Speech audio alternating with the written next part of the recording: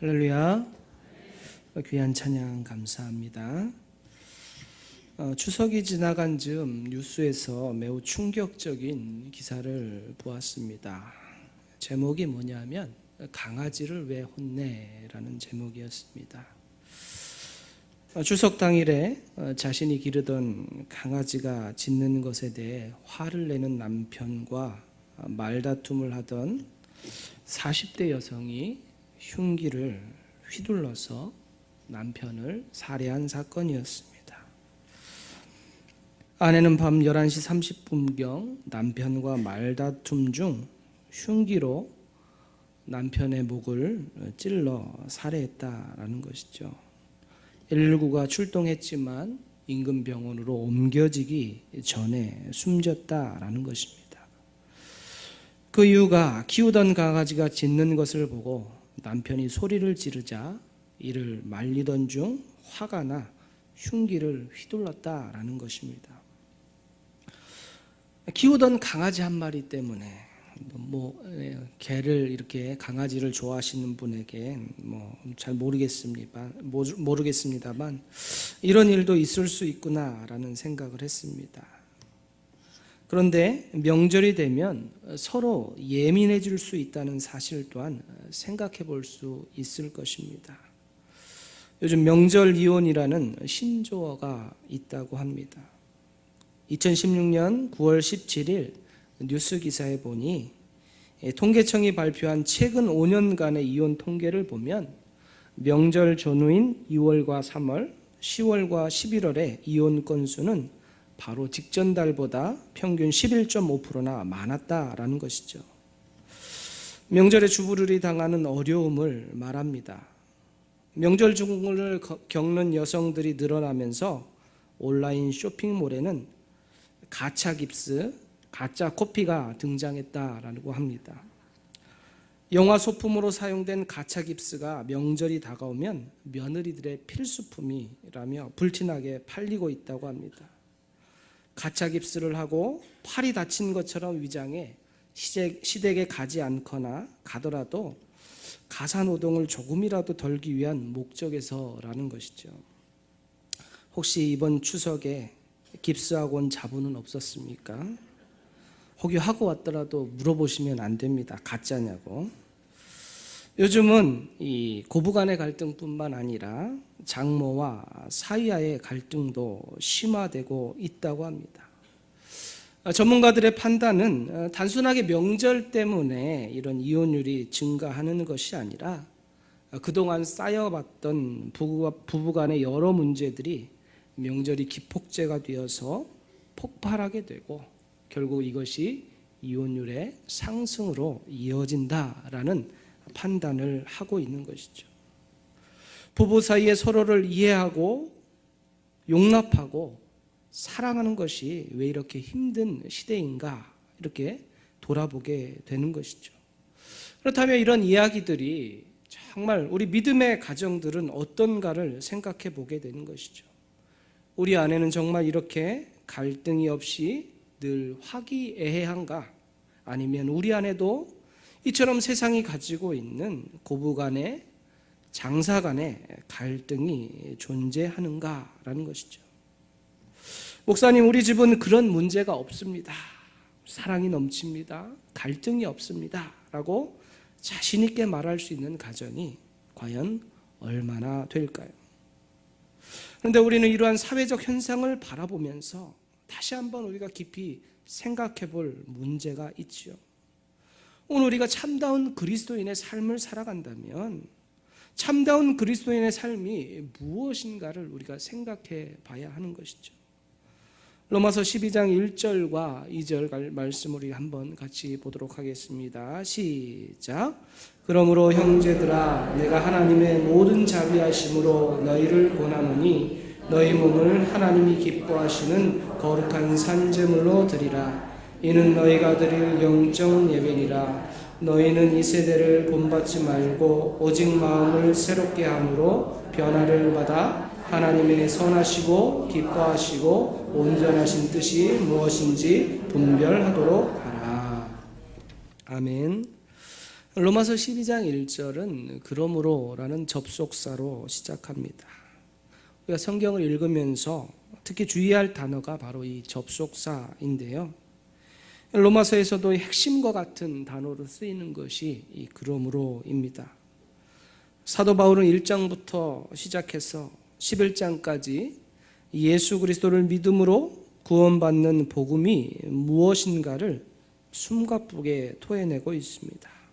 구원의 확신, 감격, 기쁨, 소망의 능력에 대해서 분명하게 드러내었습니다.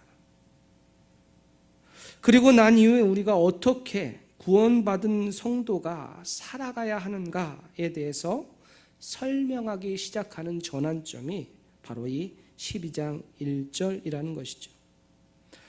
로마서 11장까지는 교리적 부분을, 12장부터는 이 윤리적 부분이 연결되는 고리가 바로 그러므로입니다.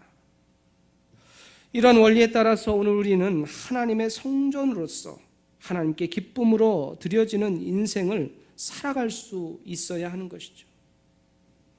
그렇게 구원받은 성도로서 이 땅의 시대의 흐름이 그렇다고 하여서 이와 같은 심각한 갈등의 문제를 남겨두는 것이 과연 옳은 것인가라는 것을 돌아보게 되는 것입니다. 특별히 오늘 본문을 통해서 교회 내에 일어나기 쉬운 문제가 무엇인가를 생각해 볼 수 있습니다. 오늘 본문 1절은 이렇게 시작합니다. 믿음이 연약한 자를 너희가 받되 그의 의견을 비판하지 말라입니다. 갈등의 대상을 구분짓는 단어가 있습니다. 믿음이 연약한 자입니다. 그렇다면 믿음이 강한 자도 있다라는 것을 알 수 있습니다.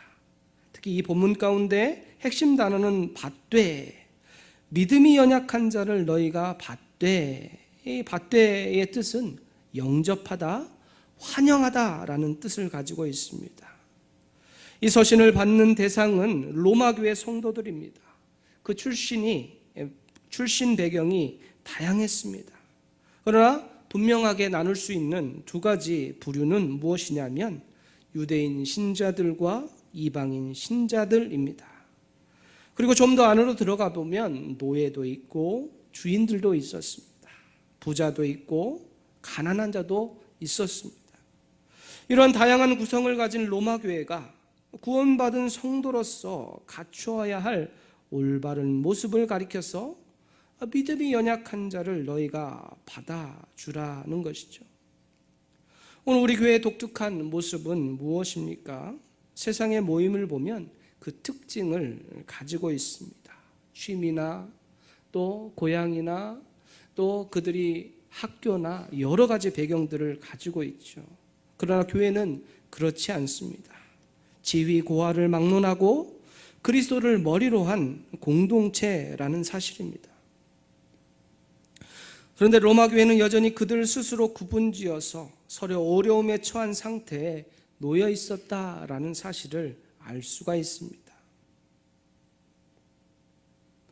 그러나 분명한 사실은 그리스도 안에서 우리 모두를 하나님이 받아주셨다라는 사실이죠.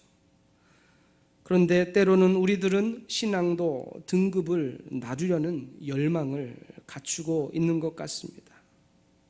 이는 결코 옳은 방식이 아닌 것이죠. 그렇다면 가장 먼저 로마 교회가 직면했던 이 문제의 시작은 무엇이었습니까? 우리 2절과 3절입니다. 우리 같이 보도록 합니다. 2절과 3절 시작. 어떤 사람은 모든 것을 먹을 만한 믿음이 있고 믿음이 연약한 자는 채소만 먹느니라. 먹는 자는 먹지 않는 자를 업신여기지 말고 먹지 않는 자는 먹는 자를 비판하지 말라. 이는 하나님이 그를 받으셨음이라. 아멘. 먹는 문제였습니다. 당시 우상에게 제물로 드렸던 좋은 고기들을 시장에 내려와 팔았습니다. 그러니 그 고기를 사게 될 경우는 그 고기는 우상에게 드려졌던 제물이 되는 것이죠. 어떤 이들은 신앙 안에 살아가면서도 이 고기를 사 먹는 이들도 있었습니다. 그런데 어떤 이들은 우상에게 드려진 식물을 먹어서는 안 된다고 주장하며 비판했던 것이죠. 고기를 사서 자유롭게 먹는 이들을 가리켜서 믿음이 강한 자다라고 할 수 있습니다. 이 먹음의 문제에 있어서 자유로웠던 이들은 고린도전서 8장 4절의 말씀처럼 우상은 세상에 아무것도 아니다라는 믿음을 가진 이들이었습니다. 그렇게 모든 음식을 하나님께서 주신 선물로 여기고 감사로 먹으면 된다라는 믿음이 강한 자들이었습니다. 그러나 이 고기를 먹으면 안 된다고 말하며 채소만 먹는 이들도 있었습니다. 이들을 가리켜서 본문은 믿음이 연약한 자다라고 표현합니다. 음식의 문제는 보통 어려운 문제가 아니었습니다. 율법에 먹을 수 있는 것과 먹을 수 없는 음식을 구별해 두었습니다. 오늘날 유대인들은 지금도 율법에 따라서 음식을 먹습니다. 유대인들은 비행기에 탑승해서 식사할 때도 미리 자신들이 먹을 음식을 신청합니다. 그 이름이 코셔밀이라고 하는데요. 블로그를 검색해 보니 코셔밀을 신청해서 먹어본 사람의 표현이 이렇습니다. 다시는 이 음식을 시키지 않겠다. 그 이유를 달아놨는데요. 정말 맛이 없다라고 평가를 했습니다. 이들은 이렇듯 철저하게 믿음을 지켜왔던 것이죠. 이들이 한순간에 변하는 일이 쉬운 일이었을까요? 우리가 베드로 사도를 생각해 볼 수 있습니다. 사도행전 10장에 베드로가 환상을 보게 됩니다. 베드로 사도는 기도 시간에 기도하려고 지붕에 올라갔다가 환상을 보게 되죠. 하늘에서 한 그릇이 내려오는 것입니다. 그런데 그 안에 담겨 있는 것들이 무엇이냐? 각종 네 발 가진 짐승과 기는 것과 공중에 나는 것이라고 표현합니다. 그것의 정확한 명칭은 기록되어 있지 않지만 율법의 규정상 먹을 수 없는 것들임을 알 수 있습니다. 평가가 이렇게 됩니다. 속되고 깨끗하지 아니한 것이다 라는 것이죠. 율법에 어긋나는 거예요. 먹어서는 안 되는 것이죠. 그러나 지금 베드로의 상태는 어떤 상태입니까? 성령 충만한 상태였죠. 하나님의 말씀에 붙들려 있는 상태였습니다. 그럼에도 불구하고 이 환상 가운데 베드로의 표현은 무엇입니까? 3번이나 이를 부인하게 되지요. 이에 대하여서 하나님은 하나님께서 깨끗하게 하신 것을 내가 속되다 하지 말라라고 말씀하신 것이죠. 성령의 놀라운 능력을 체험했음에도 불구하고 베드로에게 이 율법의 규정을 어긴다는 것에 대한 거부감을 가지고 있었던 것이죠. 로마 교회 안에 믿음에 연약한 자들, 유대인 신자들에게 있어서 이 율법의 굴레를 벗어난다라는 것은 쉬운 일이 아니었던 것입니다. 그렇게 바울은 3절을 통해서 어떻게 해야 하는가에 대해서 말하고 있죠. 먹는 자는 먹지 않는 자를 업신여기지 말고 먹지 않는 자는 먹는 자를 비판하지 말라. 이는 하나님이 그를 받으셨음이라 라고 기록합니다. 당시 로마 교회에서 주류는 이방인 신자였을 것입니다. 그렇게 유대인 신자들의 모습을 가리켜서 업신여기지 말라라고 하는 것이죠. 반대로 먹지 않는 자들은 먹는 자들을 가리켜서 비난을 하기도 했을 것입니다. 아마 이렇게 비난했겠죠.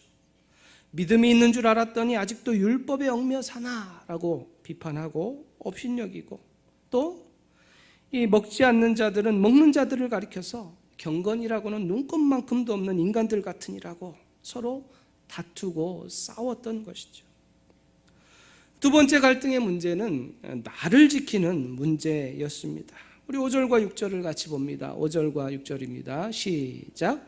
어떤 사람은 이 날을 저 날보다 낮게 여기고 어떤 사람은 모든 날을 같게 여기나니 각각 자기 마음으로 확정할지니라. 나를 중히 여기는 자도 주를 위하여 중히 여기고 먹는 자도 주를 위하여 먹나니 이는 하나님께 감사하며 먹지 않는 자도 주를 위하여 먹지 아니하며 하나님께 감사하니라. 여기서 지키는 날의 문제는 안식일과 주일의 문제를 말하는 것입니다. 안식일은 유대인들에게 있어서 먹음의 문제와 마찬가지죠. 율법에 규정한 대로 매우 중요한 날이었습니다. 그런데 이날은 오늘날로 하면 토요일인 것이죠. 요즘도 안식교 사람들은 토요일에 예배를 드립니다. 물론 토요 휴무제가 생기면서 그들도 자유롭게 예배를 드릴 것입니다. 그래서 제 기억에 초등학교를 다니다가 삼육중학교로 진학하는 친구들을 본 기억이 있습니다. 왜 그렇게 멀리 학교를 가야 하는가라고 생각을 했는데, 아무래도 이 교육 환경보다는 이 안식일을 지켜야 한다는 교리 때문이었다라는 것을 생각해 보게 됩니다. 그런데 예수님이 부활 이후 안식 후 첫날인 주일에 예배를 드리는 그리스도인들이 생겨난 것입니다. 안식일을 지키자고 하는 유대 그리스도인들의 입장에서 보면 도저히 수용할 수 없는 것이죠. 그런데 이방인 그리스도인들의 입장에서는 무슨 말도 안 되는 소리냐 하고 비판할 수 있고 큰 소리를 칠 수 있는 상황인 것입니다. 오늘날은 이러한 날의 문제가 우리에게 있어서 갈등의 요소가 되지는 않고 있습니다. 그러나 당시는 이 문제로 첨예한 대립이 있었던 것으로 생각할 수 있는 것이죠. 오늘날 우리에게는 어떤 문제로 다가옵니까? 직업의 다양화로 인하여서 갈등이 되는 것 같습니다. 주일을 성수해야 하는데 어쩌다 보면 직장에 얽매이다 보면 주일에 쉴 수 없기 때문이죠. 이번 주일에도 보여야 할 집사님이 보이지 않아 주일날 바로 연락을 드렸습니다. 그랬더니 직장에 출근했다라는 것입니다. 그러면서 하시는 말씀이 어떻게 직장을 구하다 보니 주일에 출근해야 하는 직장이었다라고 하시면서 뒤에 이렇게 말씀하시는 거예요. 주일에 쉬는 직장으로 다시 알아봐야겠다라고 말씀하는 것이죠. 또 다른 집사님은 직장 일이 매일 쉬지 않고 돌아가야 하는 일자리였습니다. 직원들끼리 서로 쉬는 날을 맞추어야 하는데 여러 정황을 맞춰보니 본인이 주일에 쉴 수 없게 되어서 토요일 날 본인은 쉬고 어떻게 해서든 예배에 나와보겠다라고 말하는 것입니다. 우리의 직업으로 인해서 주일에 쉴 수 없는 환경에 놓일 때가 많이 있는 것이죠. 그렇다고 이를 판단할 수 있는 시대는 아닌 것 같습니다. 이런 환경 가운데 살아가는 우리가 가져야 할 자세가 무엇인가? 우리가 가진 개념이 있습니다. 주일을 거룩히 지키라는 것이죠. 주일을 거룩히 지키는 문제로 소소한 갈등들이 한국교회 안에 존재했었습니다. 주일을 지킨다는 것이 무엇인가? 각자가 가진 신념이 있는 것을 봅니다. 또 교단마다, 교회마다 그 성장 배경에 따라서 다양한 의견을 가진 모습들을 볼 수가 있어서 오늘날도 이 문제로 인하여서 갈등과 어려움이 찾아오기도 하는 것이죠. 그러나 핵심의 원리가 있습니다. 오늘 우리가 주를 위하여 사는 삶이 되어야 한다라고 말하고 있는 것이죠. 또 한 가지는 이들 모두가 다투고 싸우던 이들을 향하여서 말씀하시기를 모두가 하나님의 소유다. 우리가 다 하나님의 것이다 라고 말하는 것입니다. 4절에 보면 이렇게 말씀합니다. 남의 아인을 비판하는 너군 누구냐? 그가 서 있는 것이나 넘어지는 것이 자기 주인에게 있음에 그가 세움을 받으리니 이는 그를 세우시는 권능이 주께 있음이라 라고 말합니다. 이 단어에 시작하는 남에 해당하는 헬라어는 알로트리오스라는 단어입니다. 다른 것에 속한 낯선이란 뜻을 가지고 있습니다. 다른 사람에게 속한 하인을 비판한다는 것, 그 주인의 입장에서 보면 굉장히 기분 나쁜 일입니다. 우리 집 자녀가 다른 사람에게 싫은 소리를 듣는 걸 좋아할 부모는 없는 것이죠. 교부 크리소스톰에 따르면 남의 하인이 그 주인과의 관계에 대해 참견하는 것은 당시 노예제 사회에서 빈축을 사는 행동이었다라는 것이죠. 그 하인이 서 있는 것이나 넘어지는 것, 이것이 표현하는 것은 그 사람의 행동의 일체를 말한다고 할 수 있는데 그것의 책임은 그 주인에게 있다라는 것이죠. 그런데 이것이 교회 안에 나타난 문제들로서 결국 그 판단을 받는 자들이 바로 하나님의 것이기에 결코 누구도 그러한 판단을 내려서는 안 된다고 말하는 것입니다. 우리는 그리스도 안에서 한 형제요, 한 자매임을 인정하는 사이입니다. 그런데 어느 순간 우리의 판단이 세상 사람들이 판단하듯 가십거리처럼 여겨져서는 안 된다는 것이죠. 그 사람의 형편과 사정이 있다는 사실을 우리는 인정하지 못하면 심각한 문제에 빠지게 되는 것입니다. 그러니 오늘 우리가 놓치면 안 되는 것이 바로 우리 각 사람의 주인이 누구인가를 잘 판단할 수 있어야 한다라는 것이죠. 그렇게 우리의 언어와 우리의 판단이 신중해야 합니다. 우리 안에 이러한 판단을 하게 되는 요소들이 많이 있습니다. 이를 가리켜서 회색지대다라고 표현할 수 있습니다. 검지도 희지도 않다라는 것이죠. 성경이 분명한 가르침을 주지 않는 영역의 문제들이 많이 있다라는 것입니다. 주석에 보니 20세기 교회에서 뜨거운 감자가 되었던 영역들을 이렇게 소개합니다. 알코올이든 음료를 마시는 것, 사치스러운 물품을 소유하는 것, 영화나 춤 같은 유흥의 형태들, 11조, 기독교 학교와 공립학교 선택의 문제라는 것을 들어줍니다. 그뿐입니까? 분당에 있는 어느 대형 교회에서는 교회 내 흡연실을 만들었다는 기사가 나온 적이 있습니다. 그 기사를 다시 검색해 보니 2009년 10월 기사에 이런 그 흡연실에 대한 기사와 더불어서 유명 개그맨 김학래 씨 이야기를 담아주고 있습니다. 그분이 이 교회 흡연실에서 예배를 드리다가 본당에서 드리고 결국 훈련까지 받게 되었다라는 것이죠. 그러면서 이 흡연실을 만든 목적이 담배를 피워도 들어올 수 있는 교회를 만든 자라는 것이었다라고 합니다. 판단하기 쉬운 문제입니다. 교회 앞에서 담배만 피워도 한마디씩 하고 싶은 것 아닙니까? 어떻게 교회 마당에서 담배를 피우냐고 말입니다.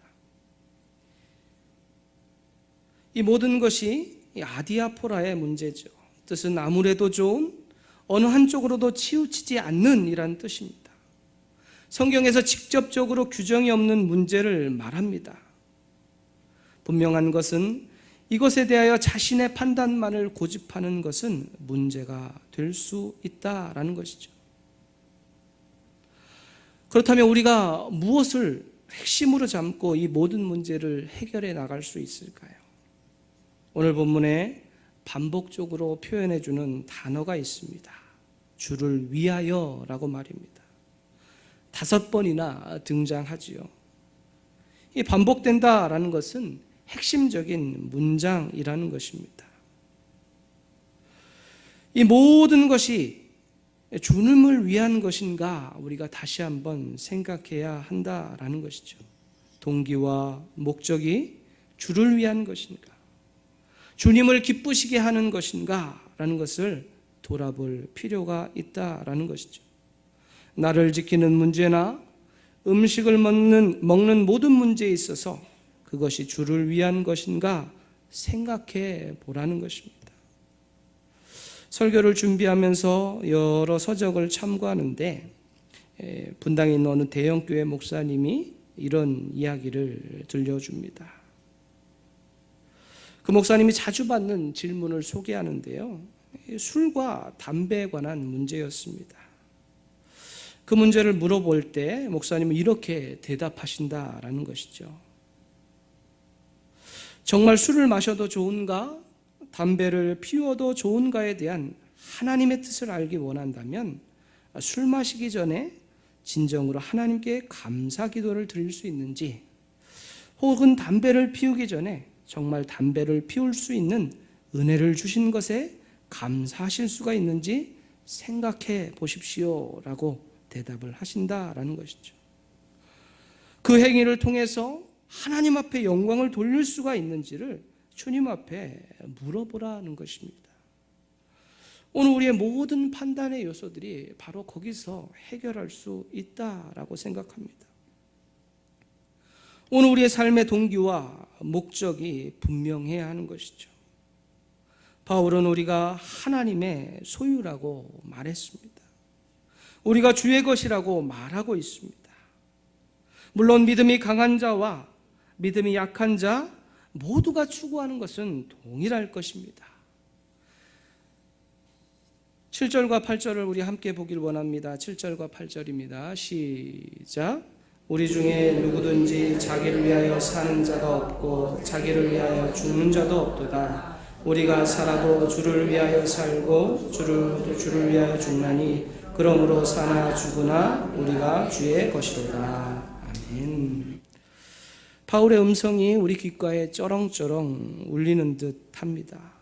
매우 강경한 어조로 말하죠. 근데 여기서 그 대상을 가리켜서 우리라고 묶어내고 있는 것이죠. 믿음이 강한 자, 믿음이 약한 자, 우리 모두를 뜻하고 있는 것입니다.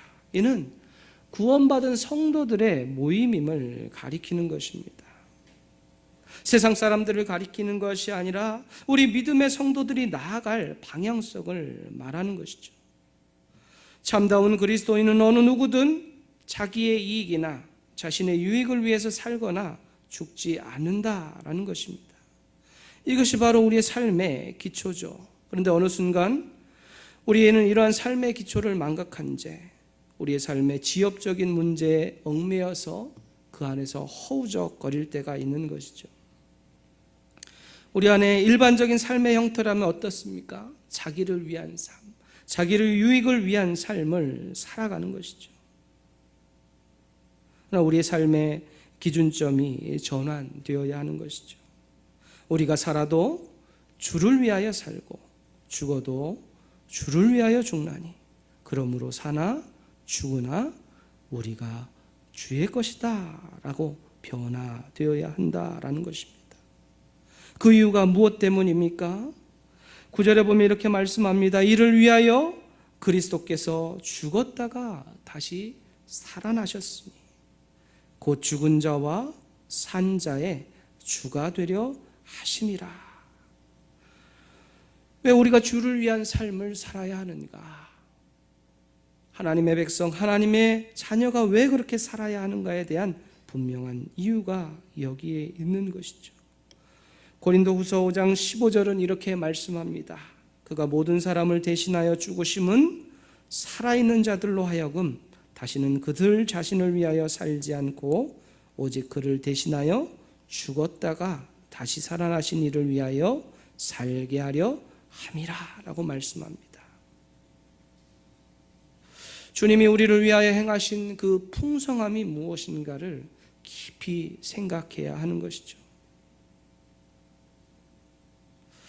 결국 그리스도 안에서 자유를 누리는 믿음이 강한 자나 그렇지 못한 믿음이 연약한 자 모두가 이 놀라운 그리스도의 사랑 안에 있다는 사실을 우리가 놓쳐서는 안 됩니다. 이 놀라운 사랑을 경험한 이들이 궁극적으로 나아갈 방향이 무엇이겠습니까? 10절에 보면 내가 어찌하여 내 형제를 비판하느냐 어찌하여 내 형제를 업신여기느냐 우리가 다 하나님의 심판대 앞에 서리라. 모두가 형제라는 것입니다. 우리 모두가 형제라는 것이죠. 그러게 비판하지 말고 업신여기지 말라라는 것입니다. 그런데 참 어려운 것 같습니다. 모두가 동일하게 말하죠. 주를 위하여 라고 외치지만 어떤 이들은 주를 위하기 때문에 정의를 세워야 한다라고 말하고 또 주를 위하여 이것만은 용서해서는 안 된다라고 말하는 이들도 있기도 합니다. 결국 자기만 의롭고 자신만이 주를 위한 삶을 살아간다고 생각하는 이들은 철저하게 자신을 하나님 앞에 점검할 필요가 있는 것이죠. 결국 우리가 놓쳐서는 안 되는 것은 우리 모두가 판단하는 위치에 있었지만 최종적으로 우리가 하나님의 심판대 앞에 서게 될 것이라는 두려움을 갖게 되는 말씀이 여기 있습니다. 앞에 서리라 라는 이 단어의 뜻을 보면 이 처분에 맡기다, 출석하다 라는 뜻을 가지고 있습니다. 우리가 TV에서 보듯이 범죄 혐의를 갖고 있는 사람들이 검찰청에 출두하는 모습처럼 우리 중에 누구도 예외 없이 그 자리에 서게 된다라는 것이죠. 하나님의 심판대 앞에서 우리가 정말 주를 위하여 살았습니다 라고, 주님만을 위하여 살았습니다 라고 이렇게 자신 있게 말할 수 있는 인생이 얼마나 될까요? 오늘 우리는 누군가를 판단하는 일에 익숙한 삶을 살아갑니다. 그것이 재미있기도 합니다. TV를 통해서 나온 오디션 프로그램을 보면서 우리는 감동하기보다 판단하는 입장에 놓이게 됩니다. 누가 잘한다, 누가 잘 못한다, 누가 문제 있다 라고 말하기를 흥미로워하는 것이죠. 그것이 우리 삶의 일반적인 모습입니다. 때로는 우리의 삶이 어떤 선입견에 이끌려서 사람을 판단하기 쉽습니다. 복면가왕이라는 프로그램을 보면 그 사람의 얼굴을 가리고 그 사람의 신분을 가려서 노래하는 모습만 보여주면서 그 사람을 판단하게 하는 것이죠. 그 사람의 얼굴이 드러날 때 사람들이 환호성을 지르거나 그런 여러 가지 표현을 볼 때 선입관이 갖고 있는 문제도 우리가 보게 되는 것입니다. 우리 삶에 문제가 되는 요소들, 우리가 사람을 판단할 때, 누군가를 판단할 때 다가올 이 심각한 문제들에 우리가 주의를 기울일 필요가 있다라는 교훈을 거기서 얻게 되는 것이죠. 우리는 오이코스 전체 출석주의를 준비해 나가고 있습니다. 우리 영혼을 섬겨야 하는 자리입니다. 영혼에게 관심을 기울여야 합니다. 장기 결석자에게, 우리 가족들에게, 또 이웃들에게 관심을 기울여야 합니다. 때때로는 우리의 선입관이 누군가에게 다가가는데 걸림돌이 되진 않고 있는가, 오늘 우리의 모습을 돌아볼 필요가 있는 것이죠. 그렇다면 우리가 어떤 모습으로 나아가야 할까요? 우리가 이 전체 출석주의를 앞두고 영혼을 섬기는 일이 바로 주를 위한 일이라는 사실을 우리가 기억해야 합니다. 우리가 다양한 영혼들에게 관심을 갖고 사랑으로 섬김을 통하여서 한 영혼이라도 하나님의 은혜를 알도록 최선을 다함을 통하여서 정말 우리가 이 시대 속에서 하나님의 백성, 하나님의 자녀로서 열매를 거두고 하나님의 일하심을 경험하며 하나님의 능력을 체험함을 통하여서 정말 우리가 주의 것으로서, 주를 위한 삶으로서 하나님 앞에 풍성하게 쓰임받는 우리 귀한 능력의 성도의 삶이 되시기를 주님의 이름으로 축복합니다. 아멘. 기도하시겠습니다. 하나님 아버지 감사합니다. 수요 예배로 우리가 함께 모여 은혜를 나눌 수 있도록 인도해 주셔서 감사합니다. 정말 우리가 이 땅을 살아가면서 주를 위한 삶을 살고 있는가 다시 한번 돌아보게 하시고, 영혼을 사모하며 영혼을 위한 삶, 영혼을 살려내는 귀한 축복의 삶을 살아갈 수 있는 우리 귀한 믿음의 성도의 삶이 될 수 있도록 동행하여 주시옵소서. 전체 출석주의를 앞두고 있습니다.